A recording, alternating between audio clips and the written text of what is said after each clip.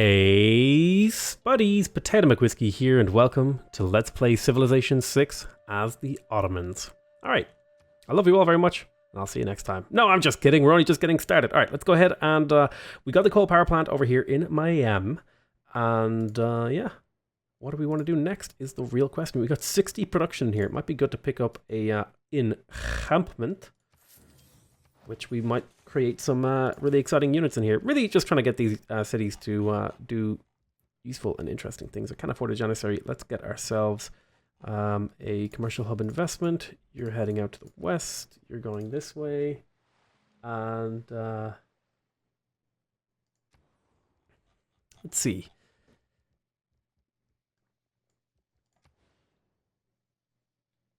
Just get the entertainment complex in here.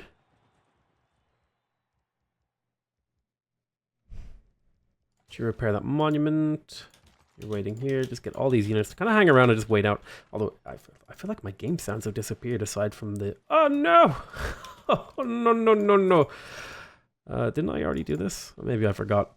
Got envoys. Let's go to Lisbon to get that extra gold from the Grand Bazaar that we are building. Oh. I keep messing that up. I mean to combine these units. Go settle on that oil. And go put that there.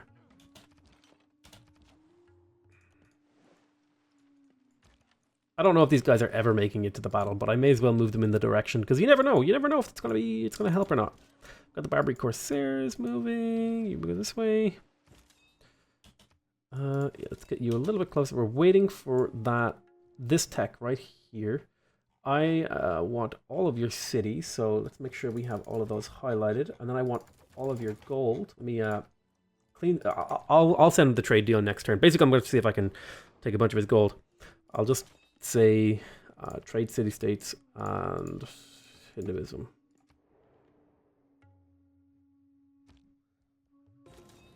Now, one of the things you have to be careful about when you're going for a domination victory is making sure nobody has a religion.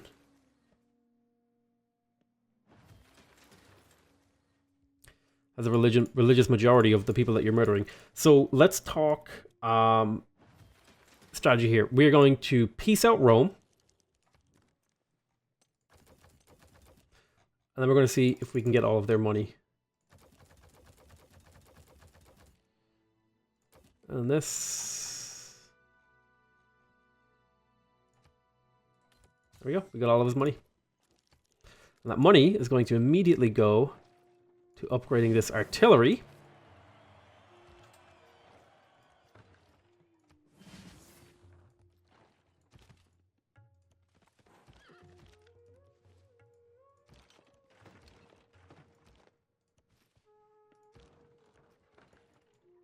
Which will serve the purpose of fighting in our army. Unsurprisingly. Make me a janissary right on the front line to resupply. And then we're going to pick up observation balloons for the extra range. And you work on the Grand Bazaar.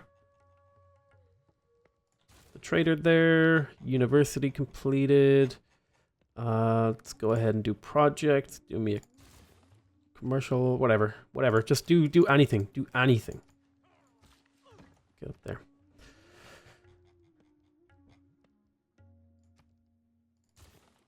Okay. Got another ranger.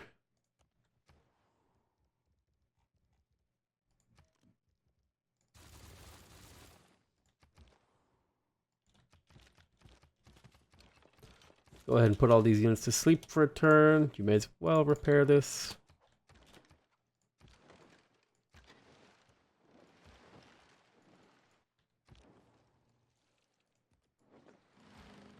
I might have to fight over here. I might have to fight for the navy. The naval game.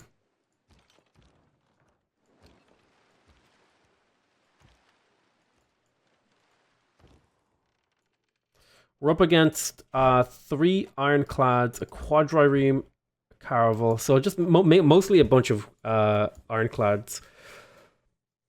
If we park our navy in and around this city, we should be able to do significant damage with our ranged attacks and take minimum damage in return.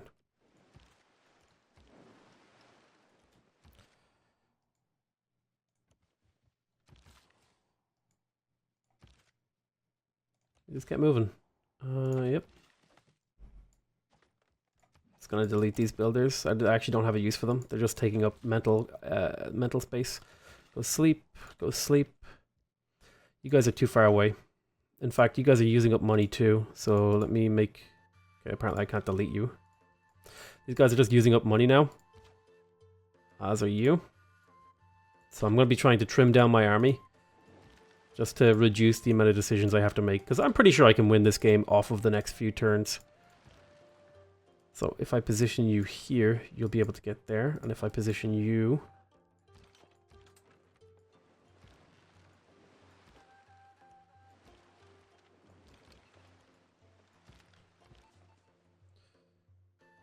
listening post. Go. Probably game probably be over by the time we finish that. Which kind of sucks, but it is what it is. Alright, nice. We got astronomy. And now we want to go ahead and choose our production over here in this city. I'm going to try and go a little bit quicker here so that we can get through the game just that little bit quicker. I'm going to be making a lot of like what look like pretty terrible decisions, but they're going to be decisions that are entirely designed just to make sure the pace of the game is kept up. We completed the harbor over here. Let's go ahead and get the lighthouse. And then over here we have our units. I think it is time to now declare the war. We will declare the Golden Age War, which will have a reduced amount of grievances.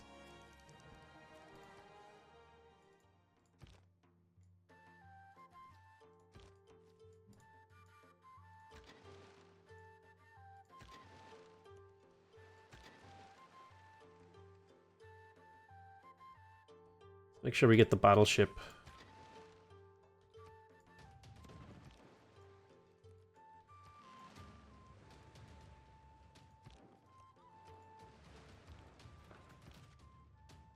I want you to tank for me actually in the water. That would be pretty cool. Since the AI doesn't have any other targets, it'll probably likely go for these embarked units.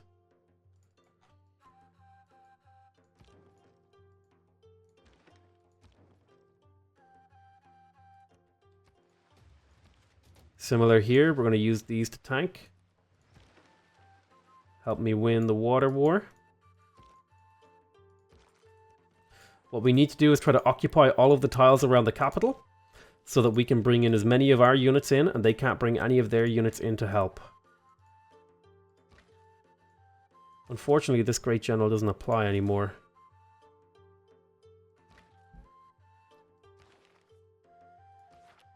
These are modern units, I believe.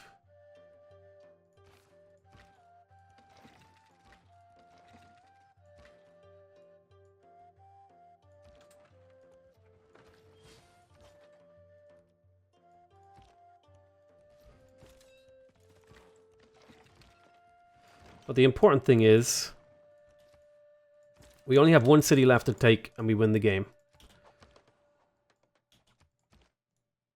Granted, this city has 93 actual combat strength, but once we get these artillery in to range, like if we look, can I not? It won't show me. Apparently it won't show me for the artillery because they can't attack this turn because they moved or something. I don't know. I want to be out of range of that.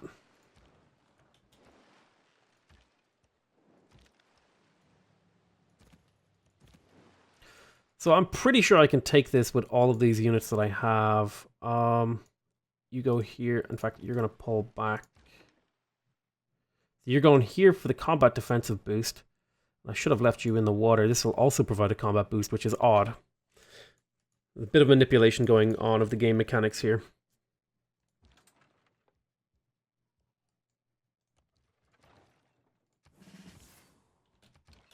I know, manipulating the game mechanics is a little bit rude, but it's sometimes necessary. It might seem strange, but for some reason, embarked units provide combat boosts to boats nearby, and support units on land can also do the same, I think. or maybe it's embarked support units. It's one or the other. I can't remember exactly. There was a testing thing that we did a long ass time ago to test how this mechanic worked. Tried a bunch of different stuff.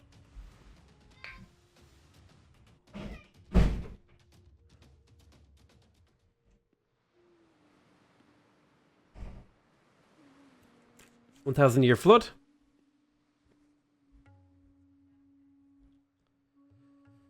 All right. Let's see, there's the scientific theory. We're going to go ahead and shoot the ironclad. My nephew is refusing to behave in the other room. Unfortunate timing. I was hoping to get this done before they got over so I could spend time with them. But I guess I was a little bit slow.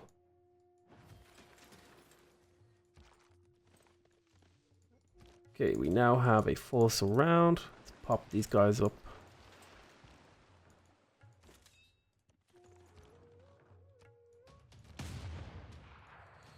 There's the first hit. Pop here. Boom. Grab that. Get in there.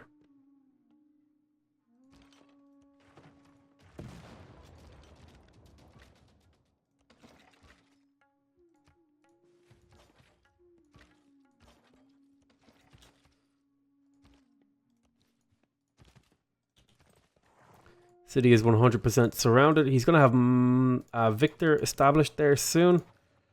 I'm at an equal oil level.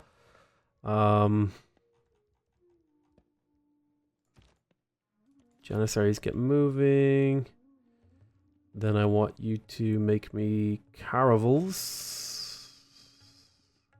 Am I blind? There it is. Unfortunately, I didn't move these before I promoted them, but it's okay. Now, I could start hitting my units into this, but it's not worth it. I'm going to chip it down a little bit.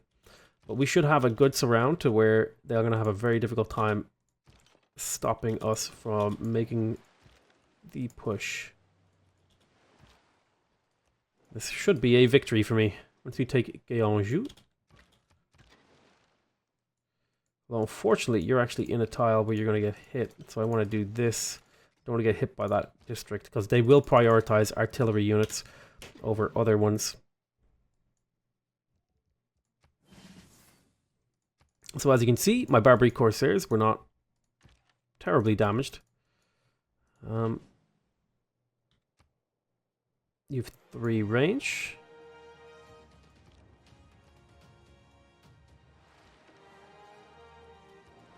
Try to get into a blocking position here. Let's get you in there.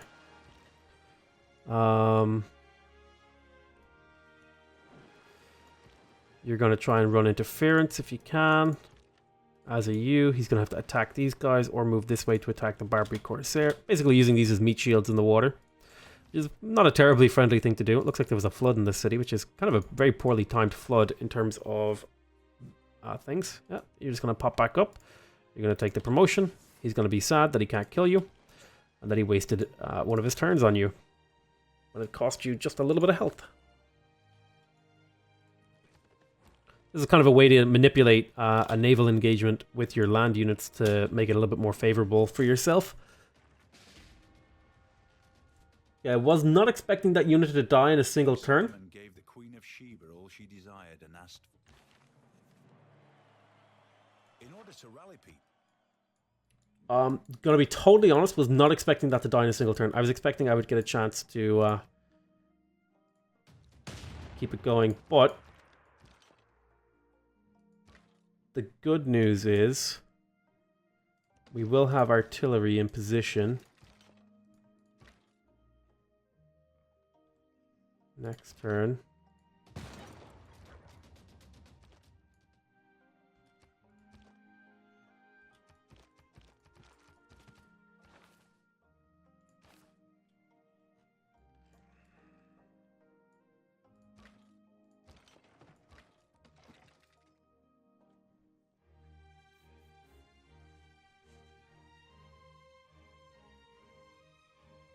Okay, I'm not going to bother with any of this like production or units and stuff like that. Since we're so close to winning the game, I'm just going to hit Shift Enter to end the game rapidly once we're really close to winning.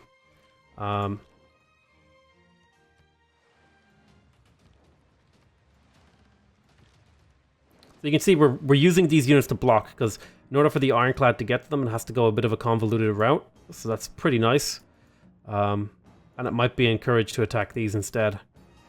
So now we'll bring our battleships into the fray.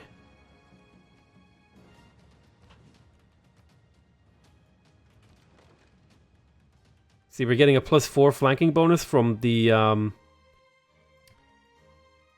pikemen. If I move the pikemen away, we're only getting a +2 flanking bonus now. So in a way, embarked units in the water when they're land can be used to reinforce your navy. It's quite effective.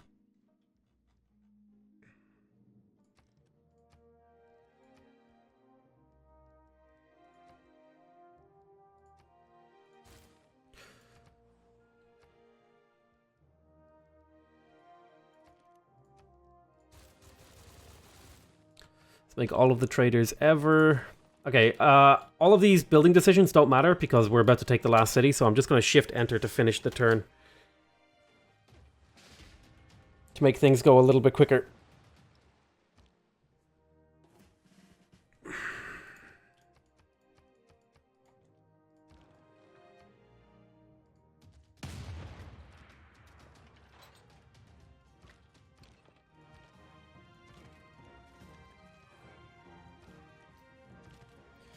So we need to watch out for these AT crews.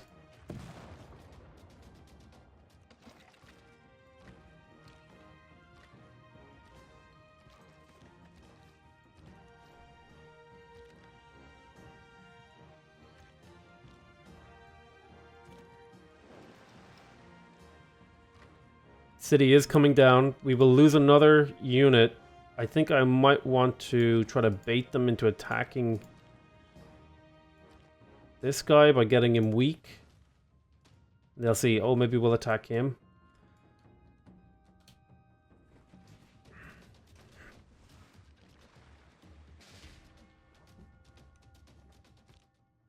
Colonialism. So there goes that bombard.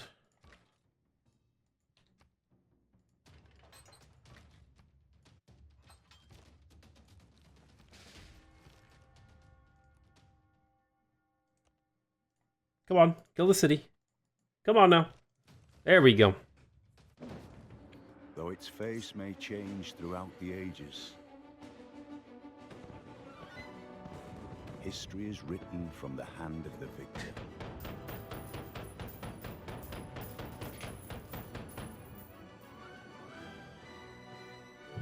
By your actions this day,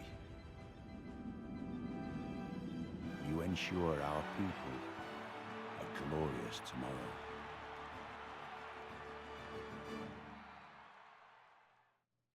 All right. Oh, I think maybe did I forget to move Ibrahim in range of the city? I did. If I had moved Ibrahim over to Ravenna, this would have actually gone a little bit smoother. I thought he was still in range. I was just like mentally, oh yeah, I'm getting the benefit, but I don't think I was. I think he's actually out of range. If I had moved him over, this probably would have got done maybe like a turn sooner. We got a pretty quick though. Yeah, but there you go. There is a win conditioned. We have conquered all the capitals. We have won ourselves a domination victory. So, you know, thoughts on the Ottomans? I think, you know, kind of now that I've played them, I definitely think they have some interesting playstyles available to them. The Great Turkish Bombard is a really nice promotion. Sorry, not a promotion, ability for their leadership. I think, you know, the extra 50% production towards siege units is really, really cool. But I think the most important thing there is the extra +5 combat strength against district defenses. And also the +1 amenity and +4 loyalty per turn in cities that weren't founded by the Ottomans is really cool as well. Makes it much easier to go on a domination victory. So I think this Great Turkish Bombard, alongside the conquered cities don't lose population, it really gives the Ottomans a really well-rounded ability to be aggressive and keep being aggressive because they have less loyalty to deal with. They don't lose as much population, which means their cities that they capture are more productive, and they have less loyalty to deal with. They get a production boost towards the unit that's, in my opinion, best at capturing cities throughout the entire game. That's siege units. And those units also get a combat bonus strength against cities. And oftentimes, the cities, like, no, I don't actually think the combat strength is that significant, because oftentimes cities aren't the problem. The problem is the units around the cities. So, but it is quite nice if you combine it with the unique governor, that the Grand Vizier with the +10 combat strength from him. Let me show you that in case some of you have forgotten. This governor, the Grand Vizier, he has this Saraskir promotion, which grants all units within 10 tiles of the city center +10 combat strength when attacking defensible districts.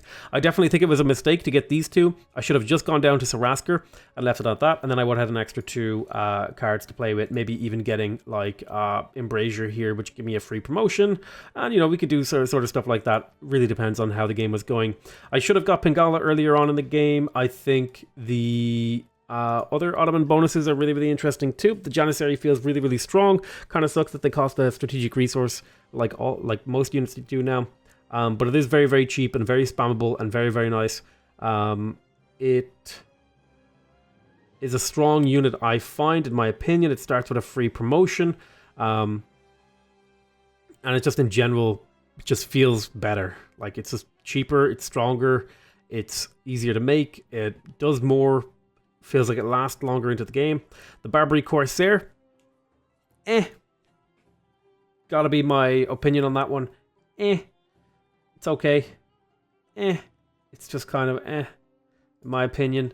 It's like, that's really the best way I can put it. I mean, technically, right, you kind of get it. It's in here somewhere. There it is. You get it sooner than the Privateer. I think the Privateer usually comes at like humanism or something, or mercantilism.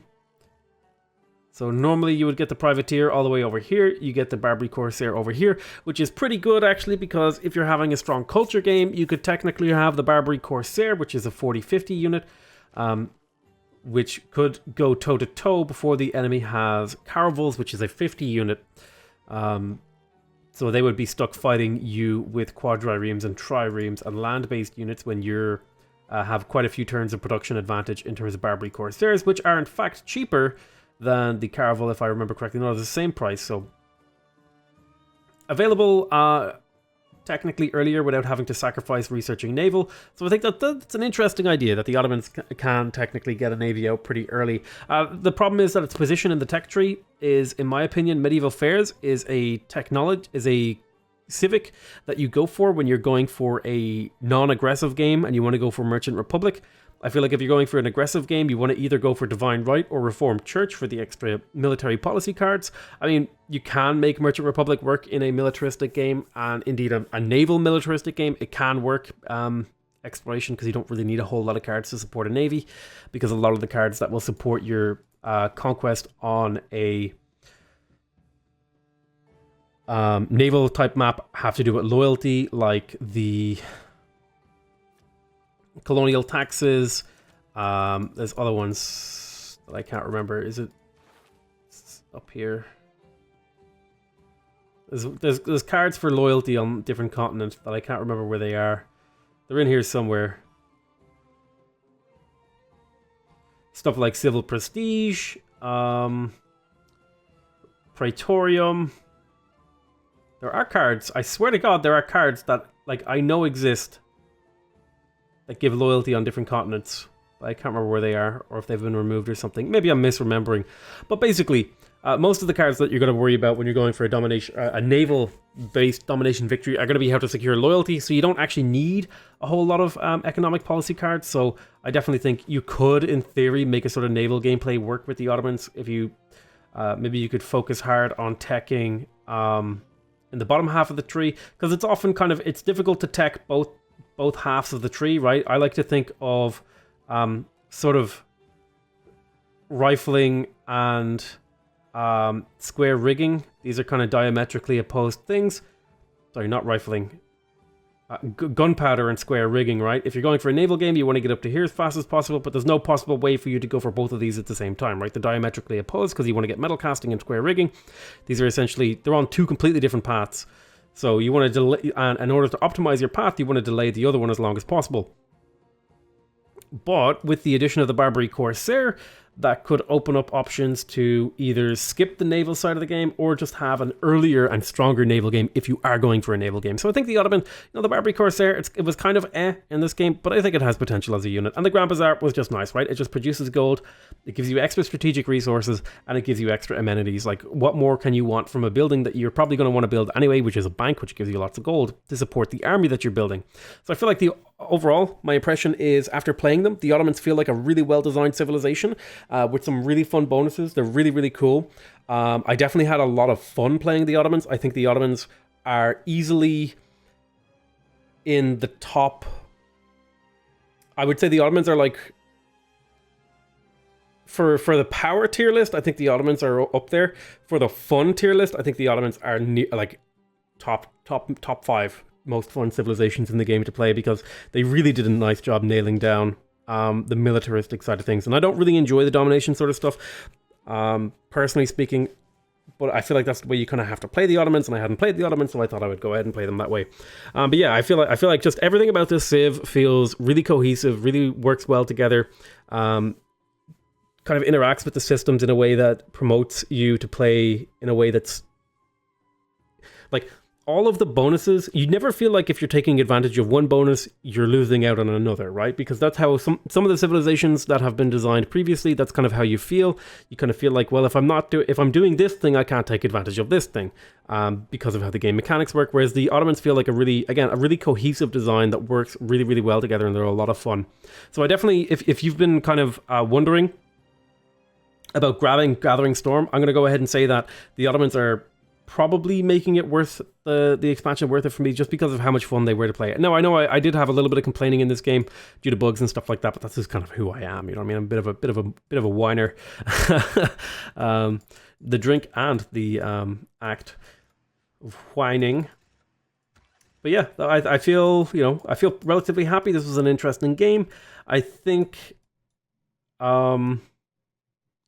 this was fun. I really enjoyed it. I got pretty lucky in the position of the Korean capital. If the Korean capital had been here when I was trying to calculate, oh god, what is the possibility that there's a city in the fog in here that I haven't been able to get to? Although I might have miscalculated this. It's possible I miscalculated it. In fact, 1, 2, 3. In fact, the easiest way to check this is 1, 2, 3. 1, 2, 3. 1, 2, 3. 1, 2, 3. I don't think I miscalculated it. Yeah, no, I didn't. There could be a city in the fog in here. And that's what I was really worried about, that I'd have to go in here. So, wait, who the hell owns this? Clearly this, like, is there a city right here on this tile?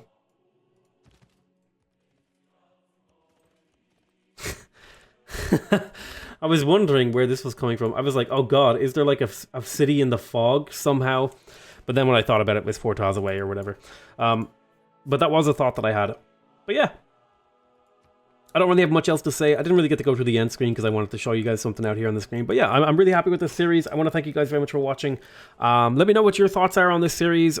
Did you enjoy this? Would you like to see me play more domination games? Would you rather see me play another civ? Do you want to see me play the Ottomans again? Is there another civ you want to see me play? All that sort of stuff. I'm open to taking suggestions. But yeah, I love you all very, very much. And I will see you guys in the next series. I love you all, and bye-bye.